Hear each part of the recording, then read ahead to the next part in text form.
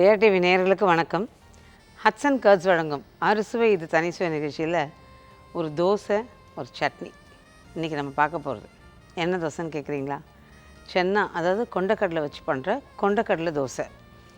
அடுத்தது அதுக்கு ஏற்ற மாதிரி நல்லா பொருத்தமாக சின்ன வெங்காயம் பூண்டு போட்டு ஒரு தொகையல். தோசையில் பல வகை பார்த்துருப்போம். நீங்கள் எல்லாருமே நிறைய செஞ்சு பார்த்துருப்பீங்க எல்லாம். பட் இது கொஞ்சம் வித்தியாசமாக ப்ரோட்டீன் ரிச்சான ஒரு தோசை. இதுக்கு முதல்ல என்னென்ன தேவைங்கிறத சொல்லிட்டு அதுக்கப்புறம் அது எப்படி பண்ணுறது அப்படிங்கிறத பார்க்கலாம். வெள்ளை கொண்டை கடலை 1 கப், பச்சரிசி அரை கப், கெட்டி அவல் அரை கப், காய்ந்த மிளகாய் 10, தேங்காய் துருவல் அரை கப், கருவேப்பிலை சிறிதளவு, சீரகம் 1 டீஸ்பூன், உப்பு தேவையான அளவு, எண்ணெய் தேவையான அளவு. இப்போ பார்த்திங்கன்னா இந்த கொண்டக்கடலையை நல்ல ஒரு 6 மணி நேரம் ஊற வச்சுருங்க. கூட ஒரு மணி நேரம் ஊறினாலும் தப்பு இல்லை. பச்சரிசியும் அவலையும் மட்டும் ஒரு 1 மணி நேரம் ஊற வச்சுடுங்க. அரைக்கும்போது எல்லாத்தையும் ஒன்றா சேர்த்து சீரகம், கருவேப்பிலை, காஞ்ச மிளகா, உப்பு, தேங்காய் எல்லாம் சேர்த்து நல்லா நைஸாக அரைச்சிடுங்க. அரைச்சிட்டு ஜஸ்ட் ஒரு 1 மணி நேரம் 2 மணி நேரம் புளிக்க விட்டுதுன்னா போதும். ஏன்னா பொதுவாக இந்த பருப்பு சேர்த்த தோசை வகை மாவெல்லாம் பார்த்திங்கன்னா சட்டுன்னு புளிச்சிடும். புளிக்கிறது மட்டும் இல்லாமல் திரும்ப திரும்ப அது ஒரு தடவை புளிக்கிறது இல்லை, அப்படி தொடர்ந்து புளிச்சிக்கிட்டே இருக்கும். ரொம்ப புளிப்பு ஏற ஆரம்பிச்சிடும். ஸோ அது ஜஸ்ட் ஒரு 1 மணி நேரம் 2 மணி நேரம் நல்லா புளிச்சதுன்னா போதும். அப்புறம் நார்மலாக நம்ம தோசை ஊற்றலாம். இது கொஞ்சம் கனமாகவும் ஊற்றலாம், மெலிசாகவும் ஊற்றலாம், நம்மளோட இஷ்டம்.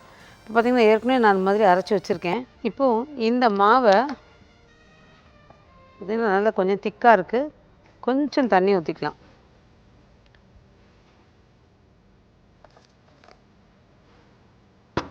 அதை கலக்கிறதுக்கு முன்னாடி நான் தோசைக்கல்லை அடுப்பில் போட்டிருக்கேன்.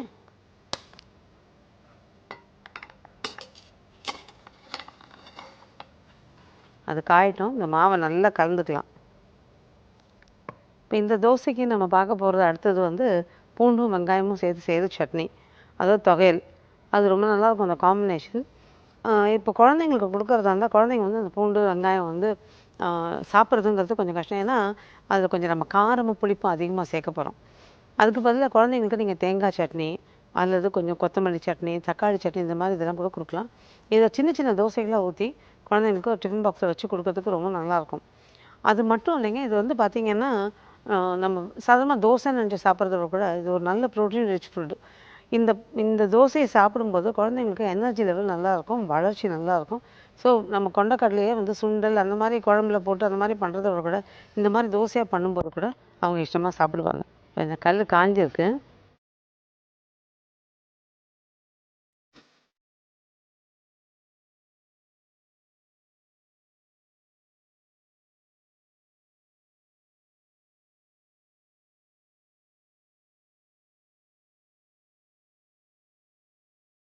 ஏறக்குறைய கொஞ்சம் நம்ம அடை ஊற்றுவோம் இல்லையா, அந்த மாதிரி தான் பருப்பு வகையெல்லாம் கலந்து அடை செய்கிறோம். பட் இது தோசை இந்த கொண்டக்கடலை சேர்த்து அரிசியும் இதையும் சேர்த்து நம்ம செய்கிறோம். இது கொஞ்சம் புளிக்க விட்டு செஞ்சிங்கன்னா நல்லா கொஞ்சம் சாஃப்டாகவும் கிடைக்கும்.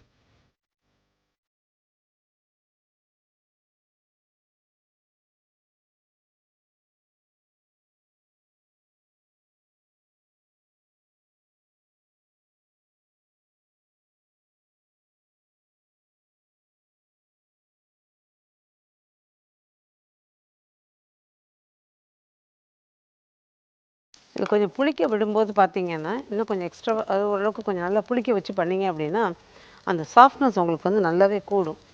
அது கொஞ்சம் டைம் இல்லை அப்படின்னா அதுக்குன்னு ரொம்ப நீங்கள் நல்ல புளிப்பு ஏறுற வரைக்கும் வச்சிங்கன்னா அந்த தோசை சாப்பிட முடியாது. ஓரளவுக்கு நார்மல் புளிப்பு 2 3 மணி நேரம் அவ்வளோதான் உங்களுக்கு இது புளிப்பு ஏறணும்.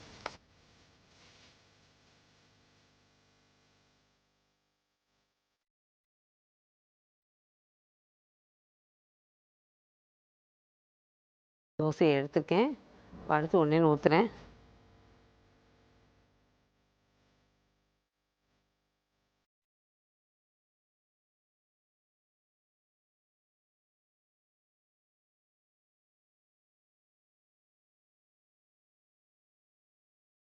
தீ ஒரே சீராக ஓரளவுக்கு நிதானமாக ரொம்ப ஜாஸ்தியும் இல்லாமல் கம்மியும் இல்லாமல் எரிய விட்டுக்கிட்டே அடுத்தடுத்து தோசை ஊற்றுனீங்கன்னா கரெக்டாக இருக்கும்.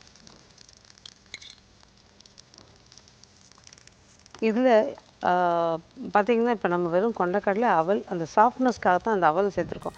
ஏன்னா அது ரொம்ப நேரம் புளிக்க வைக்க முடியாதுங்கிறதுனால அந்த சாஃப்ட்னஸ்க்காக கொஞ்சம் அவல் சேர்த்துருக்கோம். இதில் நான் கொடுத்துருக்கிறது வந்து கொஞ்சம் சீரகம், காஞ்ச மிளகாய், தேங்காய் அந்த ருசிக்காக. இந்த காஞ்ச மிளகாய் பார்த்திங்கன்னா நான் 10 கொடுத்துருக்கேன். என்னென்னா அதில் வந்து கொஞ்சம் காரம் இழுத்தா தான் இது நல்லாயிருக்கும்.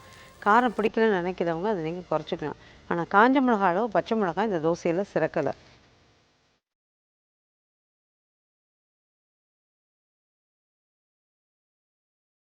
அதே மாதிரி இந்த தோசை மாவு அரைச்சிங்கன்னா அன்னைக்கு என்ன தேவையோ அதை மட்டும் அரைச்சிட்டு பண்ணிக்கிட்டிங்கன்னா போதும். இல்லைன்னா ரொம்ப புளிச்சு போச்சுன்னா அது சாப்பிட முடியாது.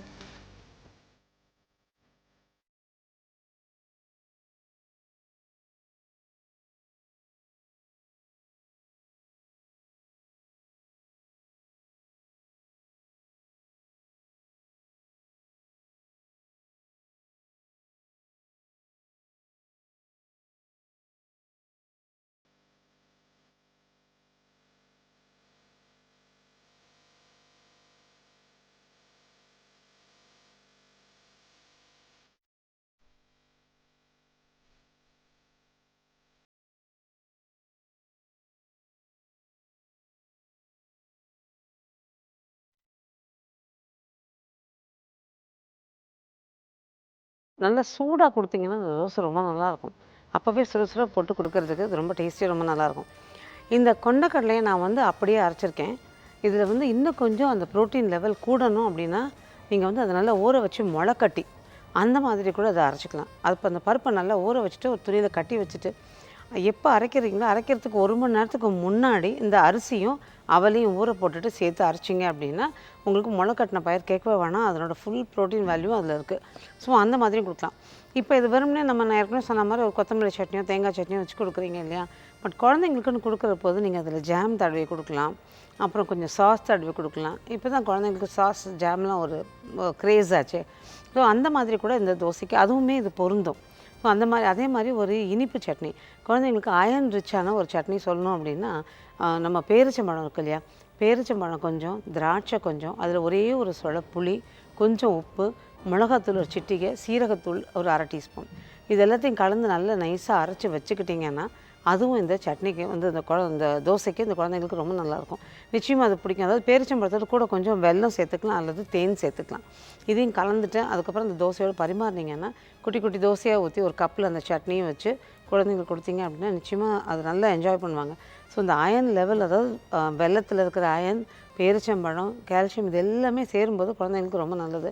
அது மட்டும் இல்லாமல் நல்லதுன்னு சேர்க்கும்போது நம்ம அவங்க வாய்க்கு ருசியாகவும் இருக்கான்னு பார்த்துக்கணும் இல்லையா. நிச்சயமாக இது அவங்களுக்கு பிடிச்ச மாதிரி இருக்கும்.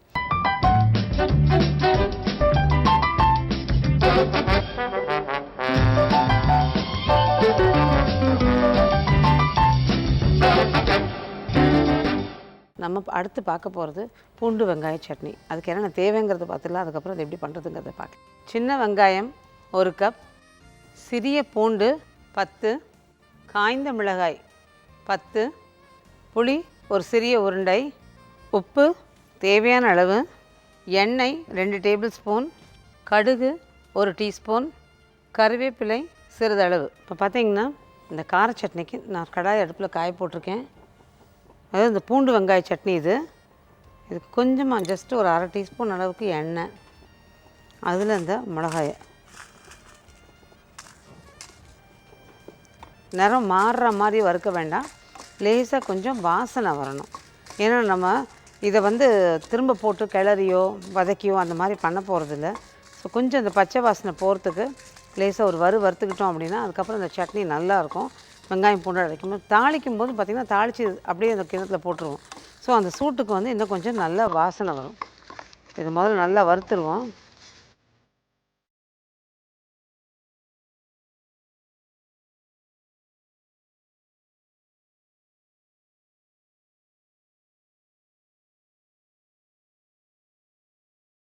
இதை அடுப்பு ஆஃப் பண்ணிடலாம். இப்போ சரியாக இருக்கும். இதுலேயே வந்து நம்ம பூண்டு, வெங்காயம், புளி, இந்த புளியில் உள்ள கோதுன்னு சொல்லுவாங்க இல்லையா, அந்த நரம்பு பகுதி, இந்த காம்பெல்லாம் எடுத்துருங்க. அடுத்தது உப்பு எல்லாம் சேர்த்து நல்லா நைஸாக அரைச்சிட்டு வந்துடுவோம். இப்போ பார்த்திங்கன்னா சட்னி அரைச்சி ரெடி ஆகிடுச்சு, நல்லா நைஸாக அரைச்சிட்டோம். இப்போ எண்ணெய் ஒரு பாத்திரம் அடுப்பில் வச்சுருக்கேன். இதுக்கு கொஞ்சம் எண்ணெய் அதிகமாக வேணும், ஏன்னா வெங்காயத்தோட காரம், பூண்டோட விறுவிறுப்பும் காரமும், அடுத்தது மிளகா, காஞ்ச மிளகா காரம், இதெல்லாம் சேரும்போது விறுவிறுன்னு இருக்கும். அதனால் கொஞ்சம் எண்ணெய் அதிகமாக இருக்கும். எண்ணெய் காஞ்சிருச்சு. இப்போ இதில் கடுகு,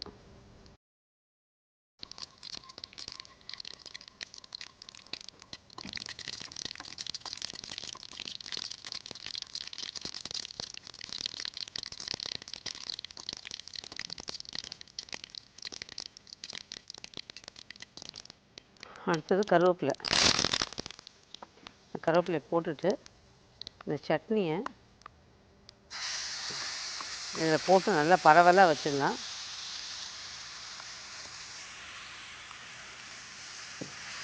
அடுப்பை ஆஃப் பண்ணிடணும். வதக்கம்லாம் வேண்டாம், ஜஸ்ட் அடுப்பை ஆஃப் பண்ணிவிட்டு ஒரு மூடி இருந்ததுன்னா அப்படியே இதில் அந்த மூடி வச்சுருவோம். அந்த மூடும்போது அந்த வாசனை எல்லாம் உள்தங்கி நல்லா அந்த வாசனை அப்படியே நல்லா கமகமான்னு இருக்கும். பூண்டோட இது பார்த்திங்கன்னா ஒரு விறுவிறுப்பு இருக்கும். அந்த விறுவிறுப்பெல்லாம் இந்த எண்ணெயில் போட்டு நம்ம அப்படியே வைக்கிறதுனால நல்லா குறைஞ்சிடும். நம்ம மீதி சட்னி நல்லா வடித்து இதில் போட்டுட்டு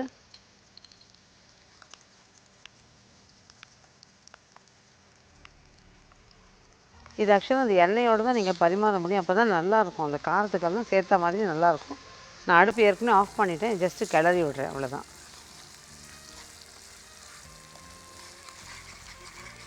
இது இந்த ஊர்களுக்கெல்லாம் பயணம் போகிறோம் இல்லையா, அப்போ போகிற போது இது செஞ்சு எடுத்துக்கிட்டு போகிறதுக்கு ரொம்ப நல்லாயிருக்கும். எல்லா தோசைக்கும் இது பொருந்தும், இட்லி தோசை எல்லாத்துக்குமே பொருந்தும். இந்த ஒரு கப்பு நான் சின்ன வெங்காயம்னு சொன்னது ஒரு 100 கிராம் சின்ன வெங்காயம் இருக்கும். 100 கிராம் சின்ன வெங்காயத்துக்கு அந்த சின்ன பல் பூண்டு தான், பெரிய பல் இல்லை, சின்ன பல் பூண்டு தான் ஒரு 10லேருந்து 12 பல் போட்டுக்கிட்டிங்கன்னா சரியாக இருக்கும்.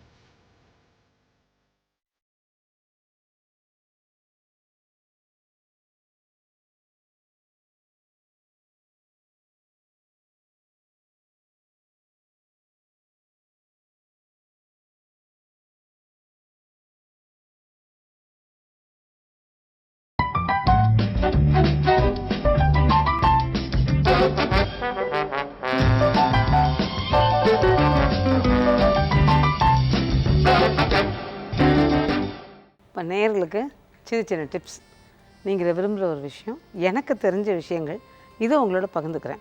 இது கட்டாயம் உங்களுக்கு பயனுள்ளதாக இருக்கும்னு நினைக்கிறேன்.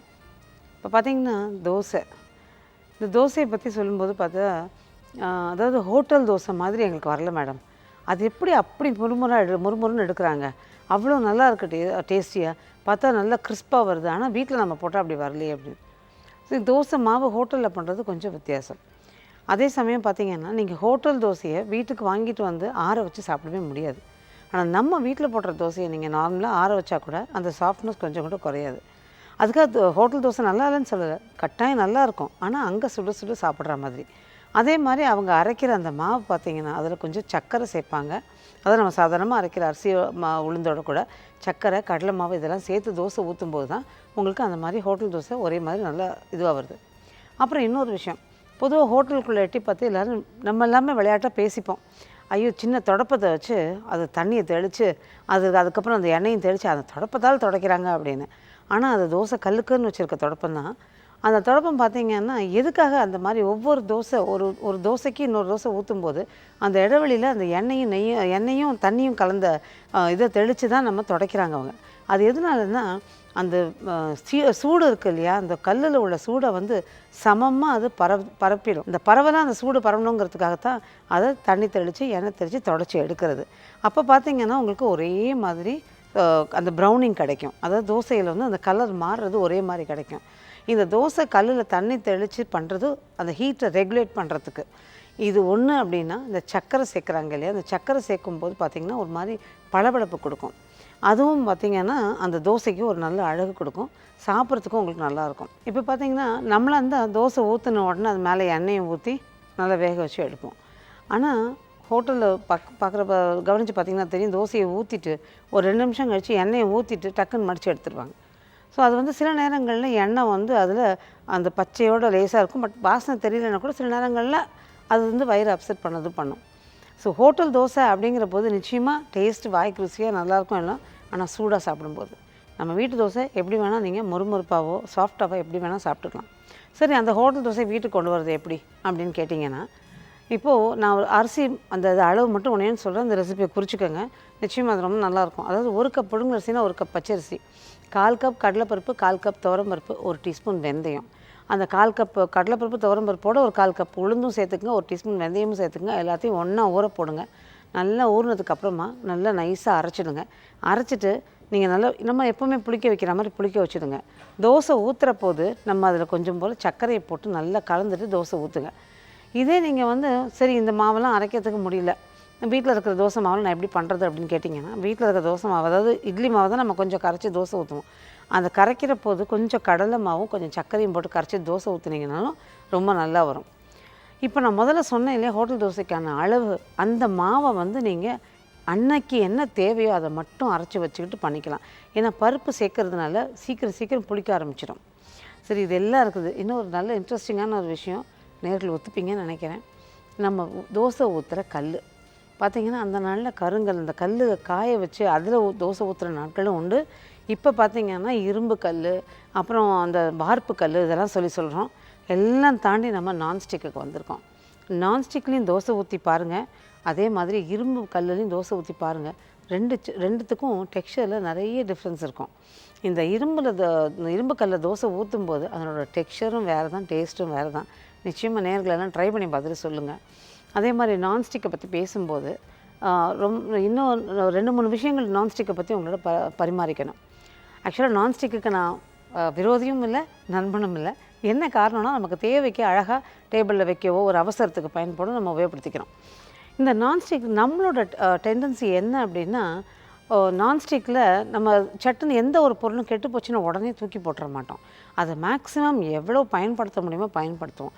ஆனால் நான்ஸ்டிக் அதுக்கு உடன்பாடு கிடையாது. என்ன காரணம்னா, இந்த நான்ஸ்டிக்கில் ஒரு டெஃப்லான் கோட்டிங் கொடுக்குறாங்க இல்லையா, அந்த கோட்டிங் வேர் அவுட் ஆகாது. அதாவது கொஞ்சம் கொஞ்சமாக கீறல் விழுந்து அது ஸ்பாயில் ஆகிற டைம் நம்ம அதை தூக்கி போடுறதில்ல.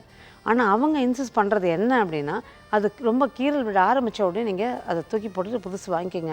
ஆனால் நமக்கு அதுக்கு மனசு வரல. நம்மளோட பொருளாதார நிலைமையும் பார்த்திங்கன்னா, சட்டுன்னு ஒரு பொருள் ஒரு 400-500 ரூபா கொடுத்து வாங்கிட்டு தூக்கி போட்டதுக்கும் நமக்கு மனசு வராது.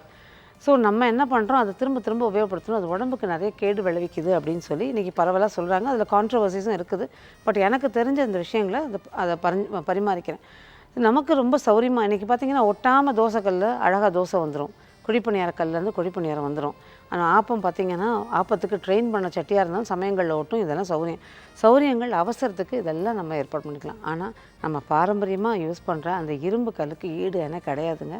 நிச்சயமாக இதை ட்ரை பண்ணி பாருங்கள். டிப்ஸ் எல்லாம் நோட் பண்ணிக்கிட்டீங்கல்ல, நிச்சயமாக இது எல்லாமே உங்களுக்கும் பயனுள்ளதாக இருக்கும். நீங்கள் அதை ட்ரை பண்ணி பார்க்குறதும் சரி, இதை பற்றி கேட்டு தெரிஞ்சுக்கிறதும் சரி, நிச்சயமாக உங்களுக்கு எல்லா விதத்துலேயும் அது பயனுள்ளதாகவும் இருக்கும். இப்போ நம்ம பார்த்தோம் இல்லையா, இந்த கொண்டைக்கடலை தோசை, பூண்டு வெங்காய சட்னி, அது ரெண்டுத்துக்கும் ஒரு சின்ன ரீகேப். இந்த கொண்டைக்கடலை தோசைக்கு பார்த்தீங்க அப்படின்னா, கொண்டைக்கடலை 6 மணி நேரம் ஊற வச்சிடணும். அரிசியும் அவலும் 1 மணி நேரம் ஊற வச்சுட்டு அரைக்கும்போது தேங்காய், சீரகம், கொஞ்சம் கருவேப்பிலை, காஞ்ச மிளகா, உப்பு எல்லாம் சேர்த்து நல்லா நைஸாக அரைச்சிட்டு, அதுக்கப்புறமா 2 மணி நேரம் புளிக்க விட்டுட்டு, கடலை காய வச்சு இந்த புளிச்ச மாவு அது மேலே ஊற்றிட்டு நல்லா தோசையாக நிரவிட்டு, அதுக்கப்புறம் சுற்றி எண்ணெய் விட்டு 2 பக்கம் திருப்பி போட்டு எடுத்தீங்க அப்படின்னா கொண்டைக்கடலை தோசை தயார். இப்போது இந்த சட்னி, கடாயை காய வச்சுட்டு அதில் கொஞ்சமாக எண்ணெய் விட்டு மிளகாய் நல்லா வறுத்து எடுத்துருங்க.